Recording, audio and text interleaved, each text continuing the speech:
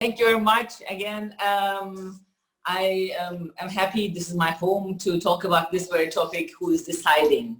Who is deciding here when we are living our lives, when we are making decisions, when we are going through challenges and sometimes joy.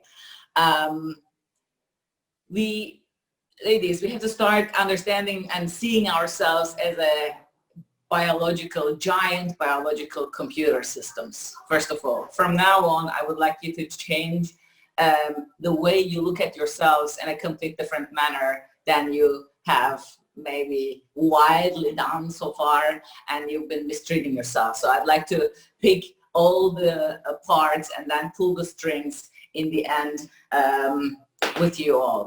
Seeing yourselves as a huge biological giant computer starts with the understanding this very organ. Do you know probably what this is, right? So this is our brain, and this very part is the giant computer processors that we have. Our left and right hemisphere are completely separated from each other, and they're connected only through corpus callosum. This is, for you, very important to know. Our left hemisphere and right hemisphere are completely separated from each other because they are completely differently working computer processors. Our left hemisphere works like a linear processor. Our right hemisphere works like a serial processor. What does that mean? Is that our left hemisphere is analytical, scans the things linearly. This is the part that compares all the time. And our serial computer processor is the part that scans the things from a bird perspective from the top. That's why we're all looking for holistically understanding things. So this is the trend that we are looking for. Throughout our development, as you can sense, we train the muscles, we train the neuropaths of the left hemisphere a lot. This is the analytical comparing part, linear processor. It's this ego is basically there. It's the calculating intelligence in us that knows what to buy tomorrow for your shopping list, to, oh, if I make that network or if I make connections with that person, then I can get there and there and there. It's just calculating intelligence for you that is calculating, comparing things all the time. And our entire world that we created is sat on the, the training this very muscle, the left hemisphere most of the time. Our right hemisphere, the serial processor, is the holistic processor, as mentioned, and it is perceived by an autonormal brain owner, I say all the time, as the concept of heart. Our right hemisphere controls everything in the left side of our body, and vice versa. And the concept of left hemisphere is the idea of my head tells me and my heart tells me. This is the modern way from 1970s. Today, the same computer processors, linear processor and the serial processor, left and right hemisphere, is being introduced to us as the concept of IQ and EQ. The left hemisphere is the part that is also living in the past or the future. So it's the part that thinks, it's this intelligence that refers to IQ, right? So that is why you just see or feel or perceive the left hemisphere as this verbal intelligence that is talking to you. If you just do not watch this, and many people don't watch this brain chatter in themselves, they think they are their left hemisphere.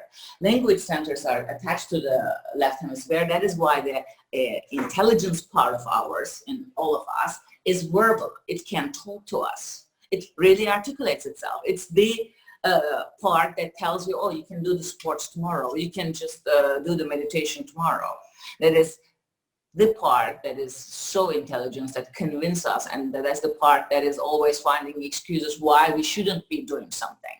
That is the part that created the idea of shame. As mentioned in our very first session, the shame is not a natural human emotion.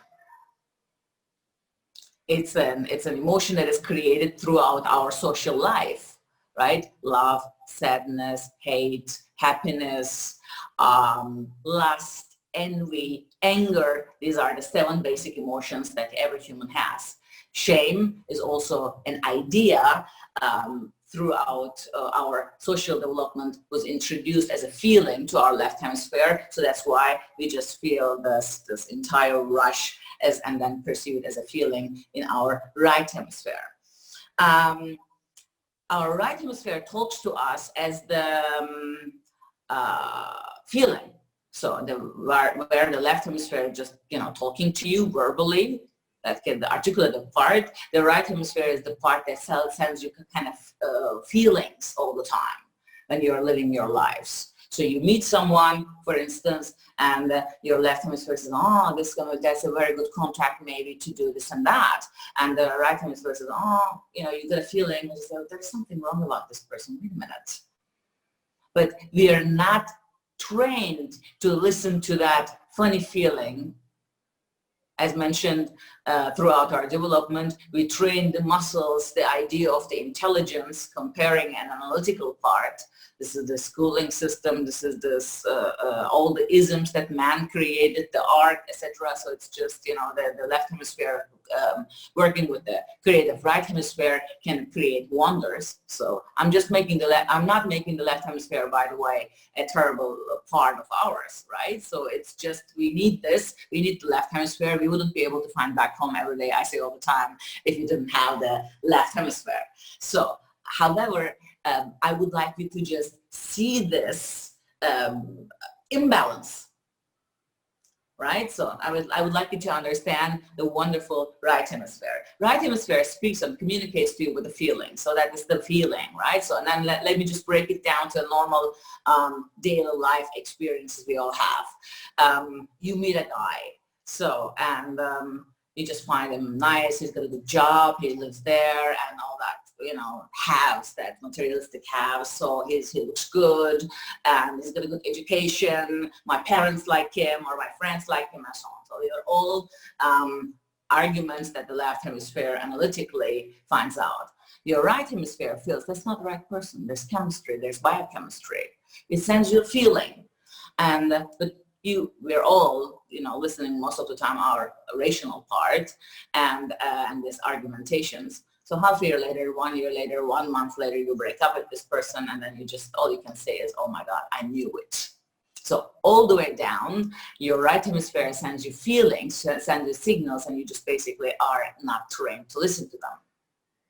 Same with the work experiences. You just go to a company and you just know the interviews stank. I mean, there's something wrong with this company or with the, person you just spoke to, but then say, hey, left hemisphere takes over verbally and then says, well, you've got a house payment, they pay well, they've got this and that, development possibilities, and so on. You take the job against your funny feeling, your gut feeling. So half a year later, 1 year later, you end up to be very, very unhappy with this job, and all you can say is, I knew it. The same happens with the interviews you make, your feelings, your right hemisphere sends you the feeling, there's something wrong with this person, you take that person over, you say, well, we are undermanned, he's cheap, take him, and we mess up with the left hemisphere. So we're learning, and we're just now in the trend, in the time of, EQ is very important, refers to the right hemisphere. EQ, what is that EQ? EQ is the part that is the, feelings. This is the part that is able to receive and interpret the nonverbal signals. And this is the part refers very funnily, left hemisphere refers to male being because it's decisive, it's analytical, it's critical, and the right hemisphere refers to female being, emotional, creative, and harmonious, whatnot. So our error term as a female, I say it all the time, is that we just behave like male in the workplace.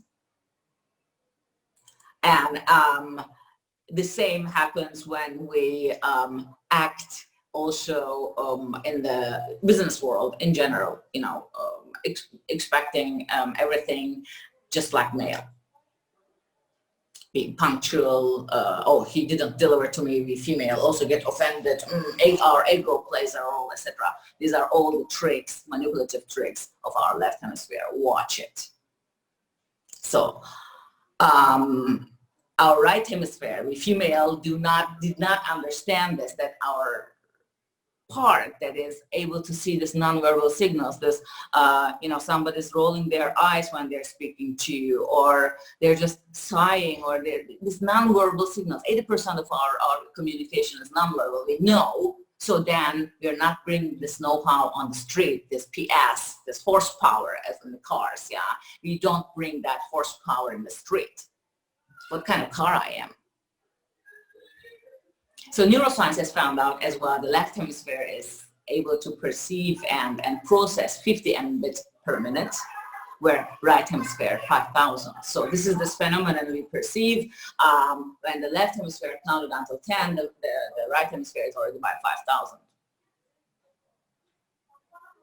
But mankind, they are not trained to listen to the feelings, as mentioned so many times. When we understand the history of it, then we see that these two computer processors was, just a second, these two computer processors were perceived and interpreted in so many ways throughout history, right? So in the ancient times, we see it as the concept of angel looking for the harmonious and peace and belonging, where the left hemisphere is just the concept of having power, evil, etc.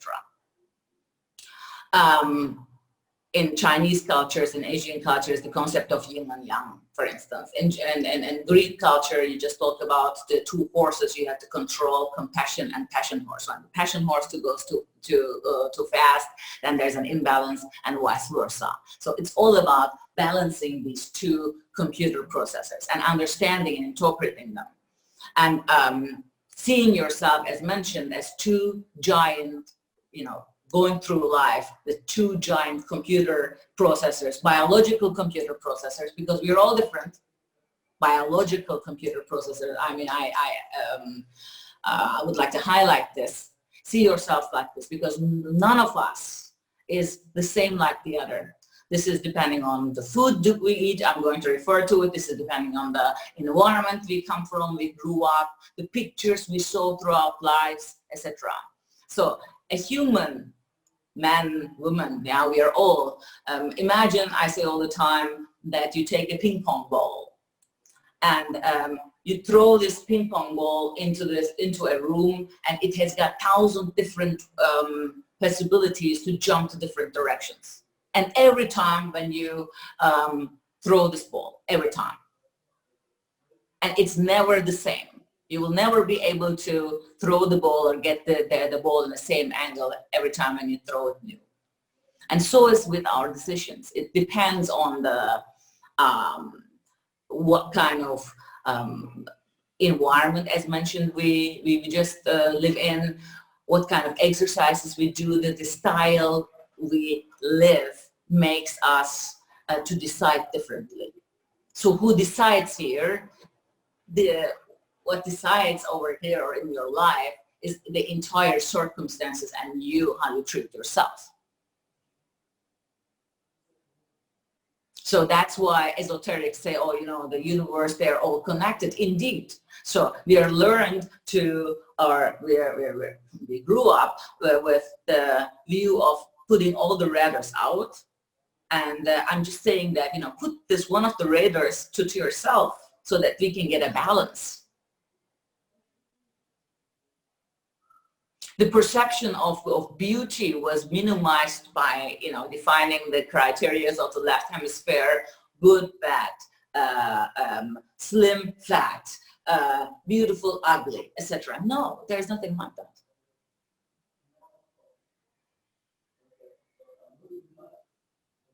So, and that's why I also said in the previous sessions, self-love starts when you start taking a look at yourself as, this body.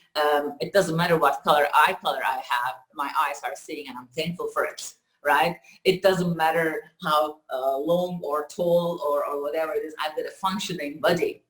So, and this, you know, so this is the tool you go through your life, and this is when you start seeing yourself like this, and with these two giant computer processors, biological computer processors, then I think you will be able to change your views about your life.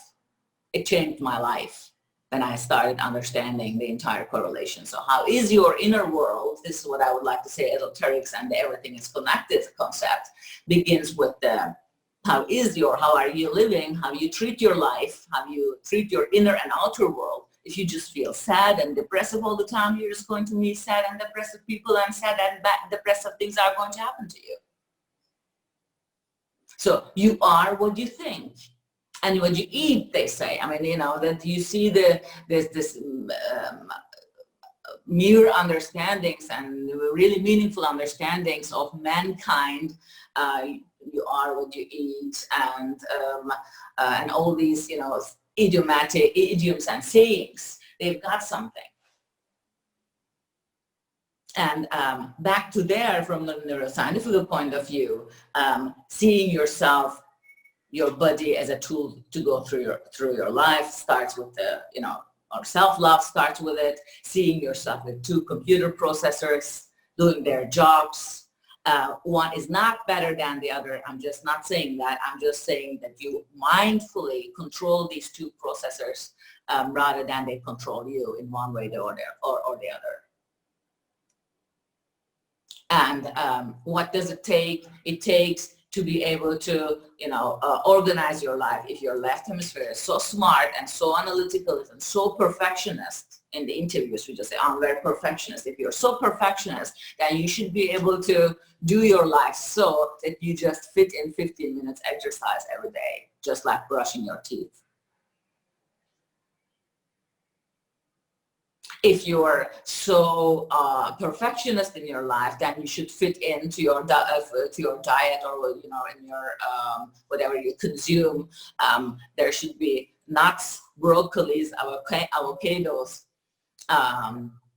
blueberries in there. Not artificial sugar. Consume your sugar from fruits.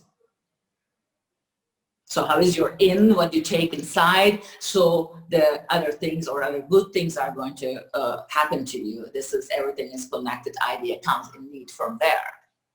So it's indeed, we know, we feel that it's all about mindset. Oh yeah, positive affirmations do not work. I mean, I'm strong, I'm strong. You cannot say I'm strong like this, in this posture, right? So, you know, say it in this posture, sit all together like this, and then say I'm strong. Who's gonna buy it from you? Right? Just sit straight and then say, breathing helps. Why breathing helps? Whenever we think about past, what did he say again? What did he mean? What am I going to do? This is all left hemisphere. Then know that, okay, you're just accelerating fully on the left hemisphere. Thinking is just overloading your left hemisphere. This is where dementia, this is where depressions, this is where cortisol, you know, just in stand position at night, you're just lying in bed and just thinking about chicken shit. And then, you know, just pushing your body, a lot of cortisol, and then saying, oh, why am I just collecting fat around my, you know, waist especially? This is a sign of overdose of cortisol. Nobody tells it to you. So, you know, because the world we created as well was set to consume, that we just believed, right? You know, there's going to be a supplier of love, supplier of respect, supplier of happiness. You know, get Prozac, be happy, super. So we believe that the supplier, there should be a supplier of anything. That's not true. And you know, probably in your lives, and you will probably meet as well, there are so many healthy and healthy people, yeah, and wealthy people, but they're not healthy. And there are lots of healthy people, they are not happy because they are always in this compare mode and listening to the tricks and rips of the left hemisphere. So be careful. Our IQ is very, very good. It makes us to go miles, but it can also make us sick. Overthinking is one of them. So why exercise is so important? 15 minutes exercise. BDNF hormones are important. I mean, our body, our brain is also able to produce certain chemicals, self-produced chemicals that can make you happy. It doesn't have to be Prozac. It doesn't have to be your boyfriend. It doesn't have to be your boss. Don't look for a supplier. That's number one. You are your own supplier. How do I feel happy? Exercise. 15 minutes every day. Let it be yoga, let it be brisk movement, do vacuum cleaning in a certain rhythm, put some headsets on. I don't know what to do. But move in a certain manner. It doesn't have to be so much sweating, movement, rhythmic movement every day, 10 to 15 minutes. After 8 minutes, your body starts producing this brain chemical, and that makes you happy. I hate to go jogging, but I love the person who comes back from jogging. I say all the time. Why? Because I'm full with BDNF hormones. Oxytocin is another hormone, brain chemical that is produced in our brain. That is a chemical that binds us to our lives, right? So it's without this very chemical, we wouldn't have the feeling. So we're talking about really feelings, not haves, materialistic haves. We wouldn't have the feeling of binding to our partners, to our loved ones, to our parents, and so on, or friends, and etc. Why? With oxytocin, because otherwise, like the man, they would just basically, spread their sperms and then move on, right? So if we didn't have any oxytocin, so animals do not have that, so that's why after being together, they just leave each other. So oxytocin is most produced by human, and dogs and cats do have as well. That's why you just have a kind of feeling with your, or binding with your animals or pets that you have at home. Where do I get, or how do I get the oxytocin? Body contact. That's why we are social animals. We need to have a body contact, hugging each other, touching. So that's why touch your children. Be touchy, right? In some cultures, you don't touch so much to each other. That's why those nations, those parts of the world, people are cooler, because they do not believe in physical contact very much. When you just go to Scandinavians, they don't, greet, hug each other. In some cultures, when you go to the south, and people just have more body contact, and that's why we perceive those people being more happy. They say, South is Italians and Greeks, they're so happy, and they don't care. They do care, but they have a lot of oxytocin also through the sun. This is another thing. Dopamine is another chemical that you should all know as a brain owner. That is the mobile phones. This is, first of all, dopamine is an updater. Without the dopamine, we wouldn't be able to update our brain. Our brain wouldn't be able to update any information. So without enough dopamine, you wouldn't be able to judge correctly. Wonderful story, 2017, New York Punishment Court. Neuroscientists did an analysis. They found out that the judges, we expect from judges to decide in a fair manner at all times. Due to the dopamine lack in their body, their decisions were different. So 25-year-old, two white Americans, they both robbed a gasoline station before lunch, and after lunchtime, their decisions were different from the same judges. And they were harsher before lunchtime, as you can imagine, as after lunchtime. Dopamine, food. So first of all, to your question, as I call, you said, well, like in my decisions, do not decide anything when you're angry, and then you will be hangry. And as well, you will not be able to judge the things. Your ability to judge things will be very poor when you're hungry or thirsty, etc. So do not decide when you're hungry. Cortisol, I'd like to mention as well. Cortisol is produced in amygdala. It's in the middle of our brain, in the seat of our brain, basically, here. And this is produced by amygdala. You probably heard. Amygdala is the main cortisol producer. Cortisol is a wonderful hormone, and the morning hours we feel alert. Adrenaline, in combination with the adrenaline, is a wonderful chemical that makes us awake. However, too much of it makes us sick. It kills our brain cells. It makes us fat. It makes us depressed.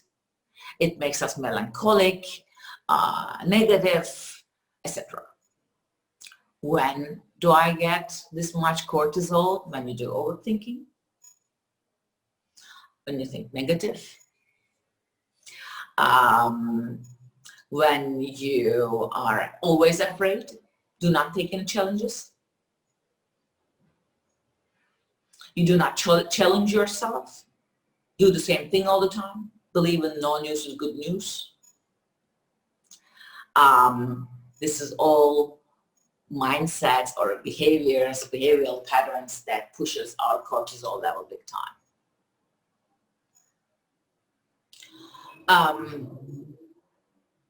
Cortisol is also produced when we are afraid to have body contact or closeness or help, referring to the past events. So one of our participants asked, well, I never asked for help. Yeah, not asking for help and making up things all the time. These are all is the main producers of cortisol. And this stress hormone is the reason why we have lumbagos, so back pain, disc problems with no exercise, certainly. When, by the way, human is made to move. We are not made to sit around and do nothing and watch Netflix all day long. We're not made for it. Our ancient human was, like hunting, going hunting, was active. They were just like, transporting water, etc. We were in the move all the time. Modern humans do not move. Just like brushing your teeth, as mentioned, you should install, I urge you to install regular movement into your lives. Do it for yourself, do it for your children if you have children. You also are obliged to be a positive role model for your children. When they see, and like when they see regularly, like my parents brush teeth every day and they're doing exercise every morning or every evening, then you can also, be better parents. Right, so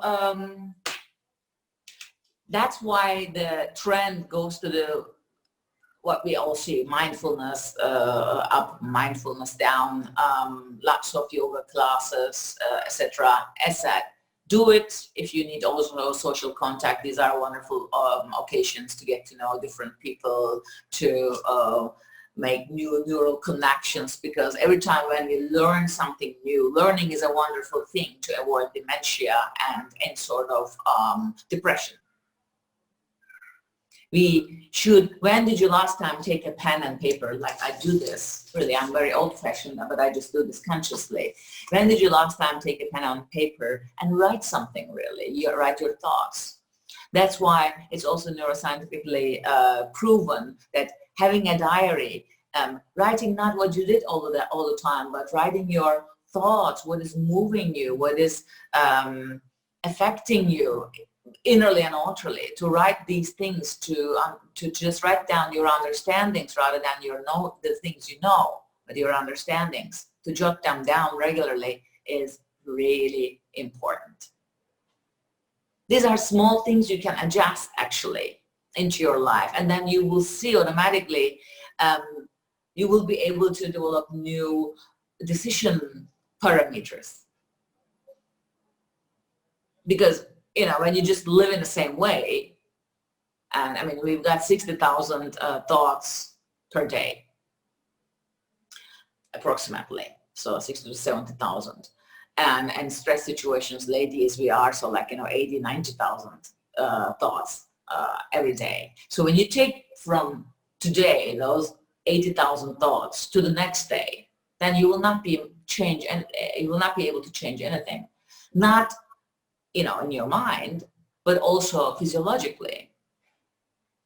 And it's also known in neuroscience that we just use this think, do, and feel concept, right? So think, you just think, now you're just doing the thinking, by listening to me, oh, I understand, I should really, you know, this is thinking, you just do the thinking. Then you had to do something, namely exercise, for instance, or challenging status quo, and action, handling. And after this doing, you will teach your brain and body chemically, because after this doing, you will feel satisfaction, dopamine level is just going to go up in your body, depending on your action, maybe oxytocin, if you have to speak to your boss or your partner or your friend or whatnot. So, and then you will be able to teach your body the feeling, you will feel something after you're doing. So then chemically teaching yourself to deal with the problems regularly in this way, thinking, analyzing, taking action, and after this action, there's going to be a result, a feeling, satisfaction, happiness, relief, so that you will teach your body to have different chemicals, self-produced chemicals, than you normally did. Normally, you know, a normal person listens, understands, but then this extra mile, doing it just misses, and then they say, it doesn't work. I know in so many companies, so they just say, you know, one gives them idea as a consultant, they say, oh, we did that. And I'm like, no, you never did it. I mean, according to the records, it was presented, you thought about it, but it failed in the real, truly implementation. So, and this structure, not doing it, we understood as mankind so many things intellectually, but we, in so many ways, failed to, after understanding this, understanding things intellectually, either we did the wrong thing for the sake of earning money, because we believed in the idea of money makes the world go round, and we taught ourselves to get different chemicals. So now the trend, as said, mindfulness, better eating. Years ago, nobody talked about ginger, avocados, and broccolis, and they were there all the way down. And today we try to eat better, live better in a way, but just consequently, consistently doing it is the key. So then you will see just automatically that you will make completely different decisions, because new neural paths are opened in your brain, and you're learning at the same time. As that is the best prevention for Alzheimer's, dementia, and depression. Learning new things all the time. Let it be a language, let it be dancing, let it be, I don't know, anything. It's basically the key to understand ourselves, so that we can understand and interpret the others. And as said, our right hemisphere is always the fastest part, and believe in your feeling, gut feeling. And I say all the time, you know, left-dominated world, but actually it's time to believe in the right hemisphere, the feelings. It's the faster processor. And so that when you have a fun feeling, then say, left hemisphere is just happy when he has something to do. It's just the part that ticks the boxes, loves it. Yeah, it's this the Inspector Gadget. I say all the time, right? So the best inspector on the world. So when you have a funny feeling, I say, I've got a very funny feeling about this interview. This company is bizarre. So then left hemisphere, why do I have this funny feeling about this company? Then left hemisphere will have lots of ideas. We'll just say, okay, go to the commercial register, take a look at their figures, how many employees do they have there worldwide, and. So use the left hemisphere as a tool to serve your feelings and go to that. That's the right compass. So after a certain time, you have to understand. That's why, I mean, this trend also explains that if the, like people, managers 45 plus, 40 plus, they start saying, most of them, I always believe in my gut feeling. But until 40, they just did what the world expected them to do, just collected MBAs, tick the boxes, doing the things right is a very good skill, and we can do that with the left hemisphere. But to do the right thing, we have to condition ourselves to believe in the right hemisphere. And I'd like to close my words with the wonderful saying from China. They say, whatever circumstances it is, act like bamboos. Whenever the wind blows, you can also bind with the wind. So there's going to be challenges or hard times in your lives, but if there are hard times, then go with the wind, and there's going to be other times that you can just gonna go back again. So believe in this quality, believe in this basic power of yourself and of your abilities, and the circumstances will change. The only thing that doesn't change is the change. So we will have we'll make better decisions, and we'll have a happier life.